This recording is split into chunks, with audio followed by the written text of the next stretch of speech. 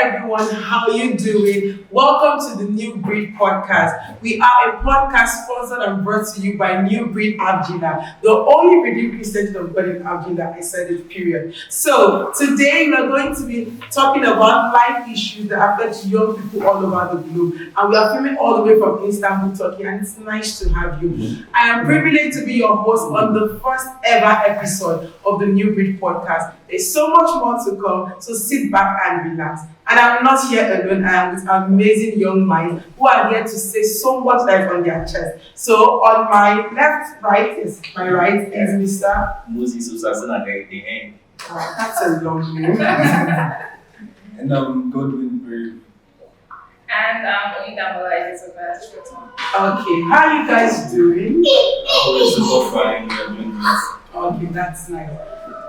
Right now, I'm chilled, relaxed. Are you so chill, Godwin? Yeah, I'm good. Okay. I'm good. Okay. Oye, how are you feeling? I'm okay. Okay. Alright. So guys, we're going to be talking about adulthood. So online we always hear adulthood is a scam. Is it really a scam? Or we just had high expectations? For me, I think we have high expectations, the time has changed, the time and seasons has changed, so our expectation was too much, like setting a time frame.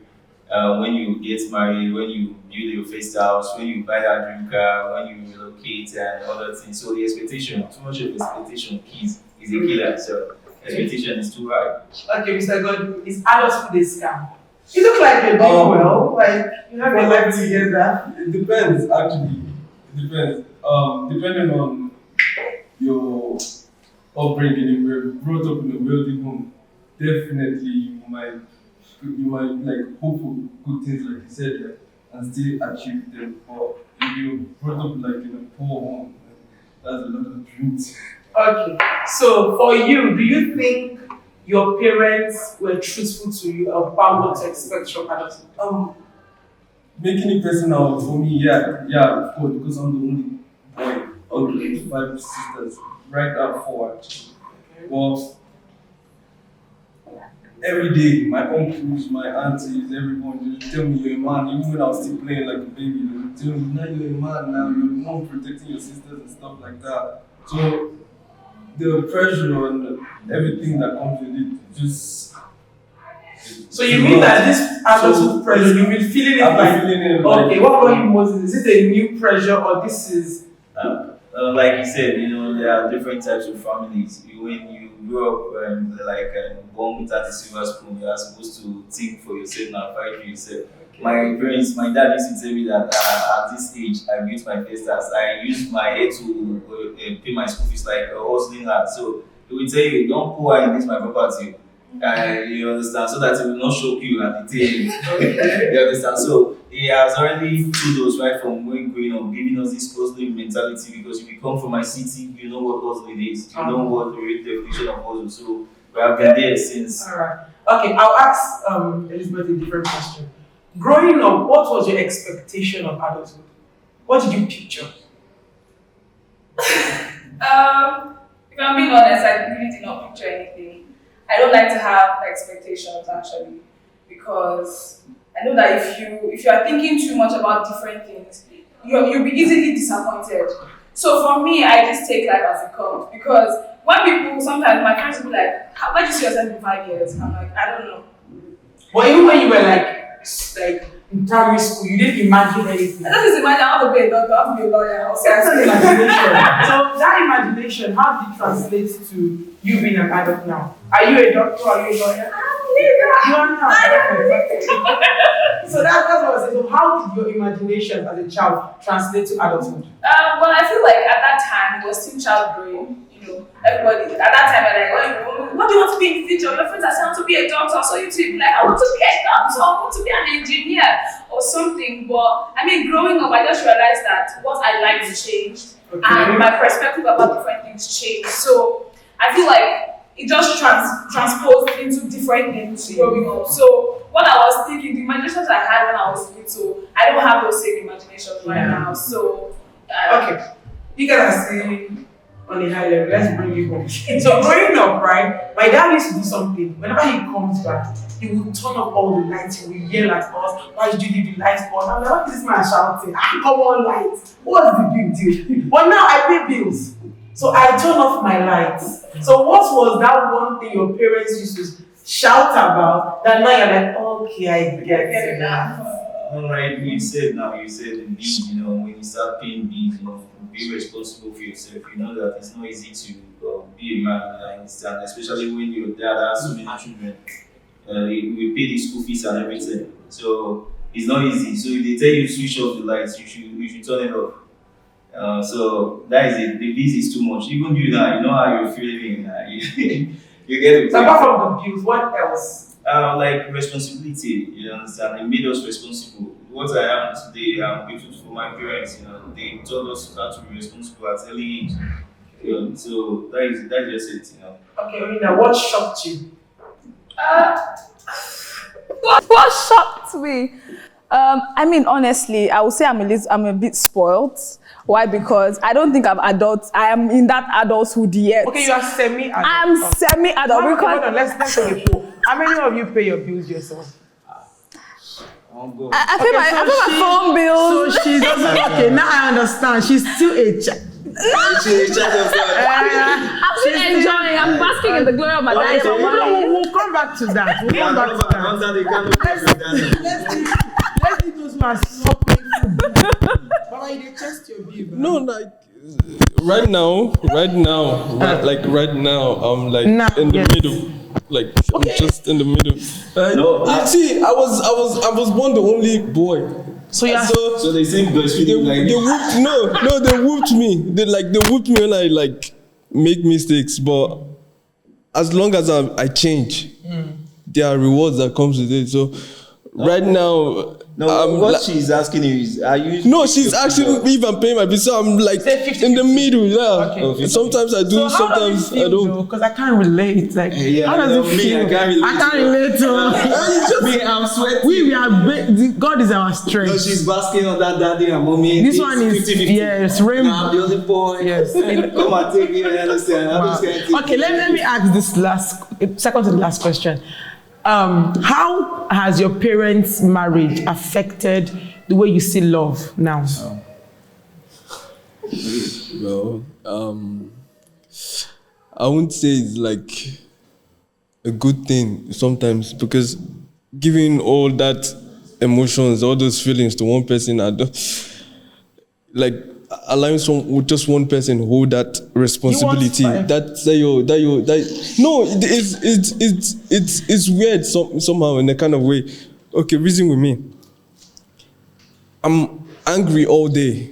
I'm lonely all day. Like once you just come, my face just lights up. Like I smile. I know. I understand. And in person, I don't really have someone that I could call like a friend. Okay. Like someone I could like tell something and need to stay with that person.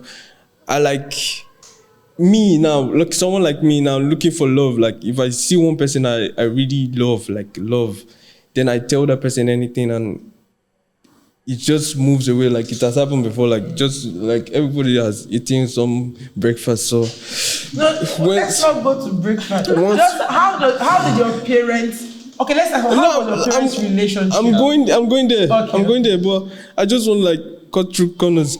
But I don't. Let me just jump to the question. But my parents and their love, they are divorced, like kind of like split up, like yeah. So I don't really think that love right now. I don't really think about that aspect right now. So do you think that affected your? Yeah, of course, definitely. It did. Definitely. All right. Okay, Moses, what about you? How did your parents' relationship affect your view on love? Love is real. My parents, they've been married for like 43 years now, you understand? So I know love is real, love is genuine, you understand? Love is sacrifice, love is forgiveness, it's commitment. Yeah. I remember sometimes when my dad and mom, they will call it, my dad will tell you, my mom will tell you, now go the talk, we will settle for the other. You understand? So they know how to forgive themselves. They know how to be friends with themselves. You know, they always have an older person that they can easily go to. I remember my grandpa then was 116. So if my dad does something that my mom doesn't like, you understand, you are responsible to somebody. You must be responsible to somebody. My dad, you must be somebody that they can talk to. If they cannot talk to you, it's a no. So my mom can go and meet my grandpa then and look at what he's doing. Once my dad, you maintain, you understand. So love is commitment. Love is sacrifice. Love is continuous. You keep pushing. Love is not today is sweet, tomorrow, you understand. Some people, they only love you when it's sweet. When it's bitter, they turn your way, It's like you have a lot of lessons. No. I grew up under my parents, so they were always forgiving. That forgiveness. So do you think it has really translated into your life now? Like when you are in a relationship, are you forgiving? Are you loving? Are you patient? No, see, for me, if you know me, I'm very forgiving. People that have hurt me so many times, I forgive them. If you even call me today now, maybe you betray me. Tomorrow, I'll still be your friend. So my heart is very soft. Yeah, okay. It's very soft now. Okay, let's hear from Miss Oyin. So, how has your parents' relationship affected how you view love? I mean, I feel like for most of my life, I grew up with my mom because my dad was here, and I just saw that if you want it to work, it would work. Okay. And I pretty much learned that patience and perseverance from my mom, because there'll be times when she'll be crying like this, and we're just like, what do you want to do now? This man not there around though. There's only little we can do, but with constant prayers, I just learned from her and from both of them actually that if you love someone, you would want to look forward to the best in them. And even us coming here, my dad would call, don't worry, just be praying for daddy, you'll soon come. And then we came here, and then seeing both of them, I mean, let me say they fight for house, but we just see that they don't show it. It might just be that maybe you're just hearing peace from the room, but you cannot put your mouth for it to not concern you. So, but afterwards, you just see both of them, how they come back together, and then they just settle everything, and then they're just back to normal. So I learned patience. I learned just prayers is very important. Both of them, see when they are praying in the room, they look, say, oh, you need to do better. Look at your parents, But really, their marriage has actually taught me a lot of patience. Especially for my mom. My mom is very patient. Okay, I want to hold you on that point of prayer. Do you think we are a praying generation? There's a tweet I always see. They keep saying there are no more praying mothers. Then the feminists will now say, what about praying fathers? So do you think we are a praying generation? Do you think we are praying enough? Anyone knows? For me, I think if you look at this generation and the medieval generation, we pray more now. We What do pray. you call them? Yeah, medieval. So who is praying more? So we pray more. We have more Do you churches think now. we pray We have more? more churches now. We pray more, man. God, what do you think? Do you think we pray more? We go church past now. Nah, go to church, not Going be to prayer. church doesn't mean you pray. Exactly.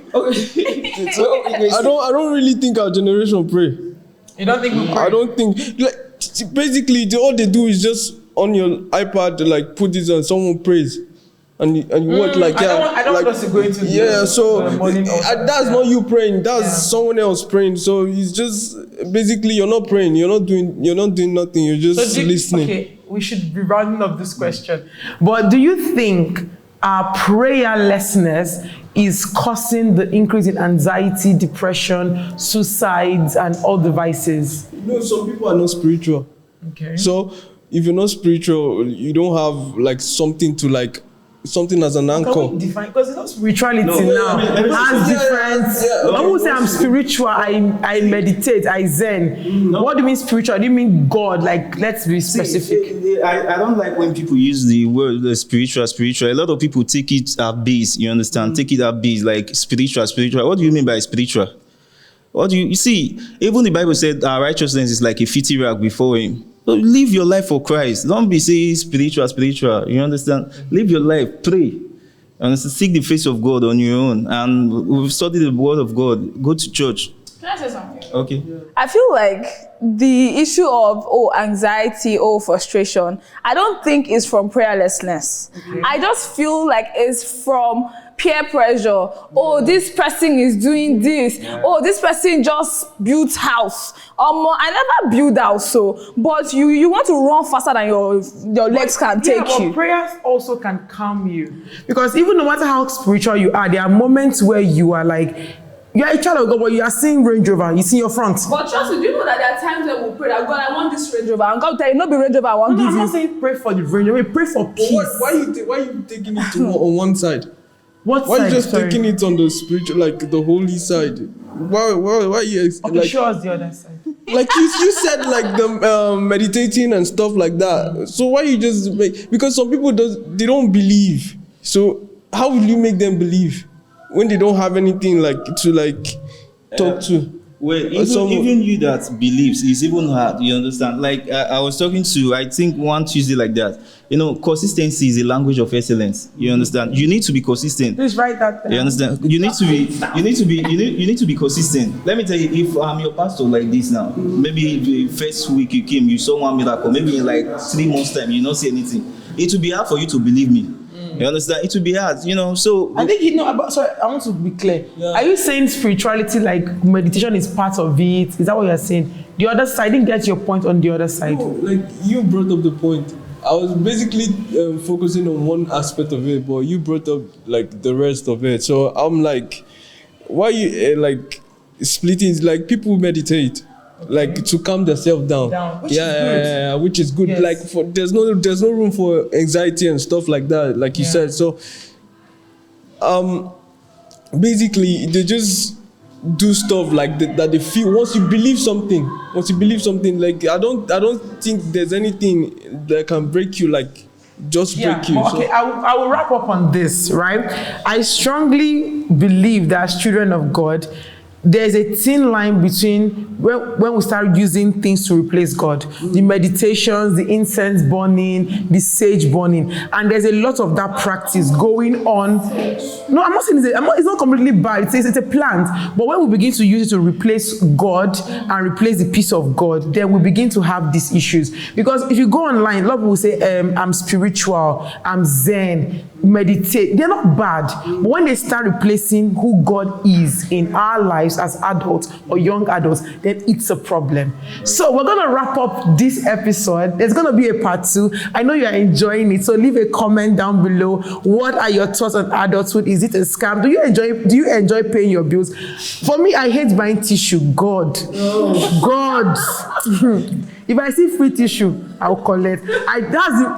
So tell me, do you like buying tissues? Dishwashers, oh God. I know. So comment down below what shocked you about adulthood. What did your parents teach you with their marriage that you learned? We're going to be here for the next episode, so don't go anywhere. Keep your comments coming in. And thank you so much, guys, for the first episode. Yes, congratulations. So we're going to see you on the next episode. Bye, guys.